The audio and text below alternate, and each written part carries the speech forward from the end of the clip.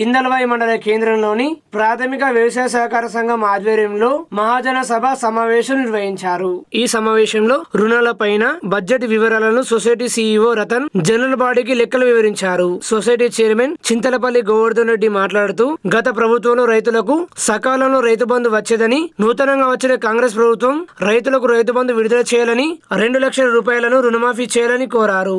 ఈ కార్యక్రమంలో డైరెక్టర్లు మల్లారెడ్డి, నామల గంగారం, రామురెడ్డి, తాళ రాజేందర్, లోకని గంగమణి, సుధాకర్ నాయక్, చంద్ర నాయక్, గంగారెడ్డి తదితరులు పాల్గొన్నారు.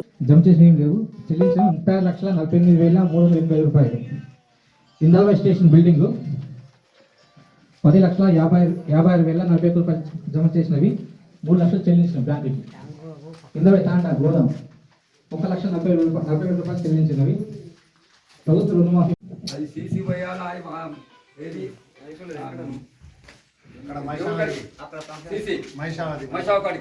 ఆడికి వెళ్ళి షెడ్డు, లేబర్ కోసం షెడ్డు, మన సంచులు దడవకుండా బాడదని షెడ్డు, దానికి లాకేసుకొని అందుకెళ్ళి సంచి ఇప్పుడు ముట్టాడు. ఇప్పుడు సంచులు పోతున్నాయి, సంచులకు గిని లక్షల రూపాయల బాకీ ఇచ్చినామని అంటున్నాం కదా. అలా వెంటనే అమాలి వారికి చెప్పుండి, ఏ సంచి పోయినా నీ మీదే బాధ్యత అని చెప్పురి, ప్రజల మీద కాదు, అమాలి వారికి చెప్పురి బాధ్యత. అదే మాట్లాడినాము.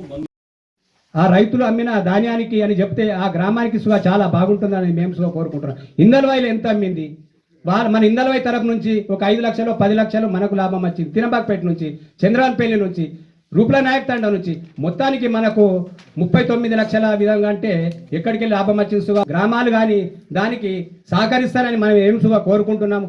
ముఖ్యంగా ఇంకొక విషయము, మీరు గిట్ల 6 లక్షల చిల్లర ఉన్నది చూడు, 6,49,000 ఎరువుల అమ్మకాల గురించి కాదు, ఇంకోటి రైతులు. ఈరోజు ఇందల్వాయి సహకార సంఘ పరిధిలో 100వ మహాజన సభ జరపడం జరిగింది. ఈ సభకు మా వైస్ చైర్మన్ గారు, డైరెక్టర్లు, సంఘ పరిధిలో గల రైతులందరూ హాజరై సభను విజయవంతం చేసినాము. ఈ సభలో ముఖ్యంగా 3-4 తీర్మానాలు చేసినాము. ఒకటి ఏంటంటే, ప్రతి సంవత్సరం లాగానే గత ప్రభుత్వం ఏదైతే కొనుగోలు కేంద్రాలు చేపట్టిందో అలాగే కొనుగోలు కేంద్రాలు చేపట్టే రైతులకు ఏ విధమైనటువంటి అవస్థ లేకుండా వడ్లు కొనుగోలు చేయాలా. ఇంకోటి ఏంటంటే, గవర్నమెంట్ ఎలక్షన్లో ఏదైతే రుణమాఫీ ప్రకటించిందో 2 లక్షల రుణమాఫీ ఇమీడియట్గా రైతులకు ప్రకటిస్తే రైతులు లాభపడతారు.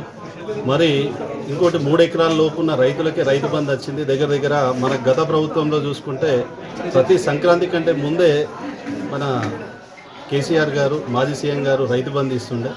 ఇప్పుడు దగ్గర ప్రభుత్వం అధికారంలోకి వచ్చి 4 నెలలు కావచ్చు, 120 రోజులలో కూడా ఇప్పటికీ రైతు బంధు రాలేదు. ఇమీడియట్గా రైతు బంధు ఒకటి, రైతు రుణమాఫీ ఒకటి ఈ కాంగ్రెస్ ప్రభుత్వం చేసి ఏదైతే రైతు ప్రభుత్వం అని చెప్పుకుంటున్నారో అది 100% దాన్ని ఆచరణలోకి తీసుకోవాలని మీ ద్వారా ప్రభుత్వాన్ని కోరుతున్నాం. అట్లానే సంఘ పరిధిలో గల రైతులందరూ ఎప్పటికప్పుడు క్రాప్ లోన్ రెన్యువల్, అలాగే ఎల్టీ లోన్స్ కూడా సకాలంలో కట్టి సంఘ అభివృద్ధికి తోడ్పడగలని నా యొక్క మనవి. జై తెలంగాణ.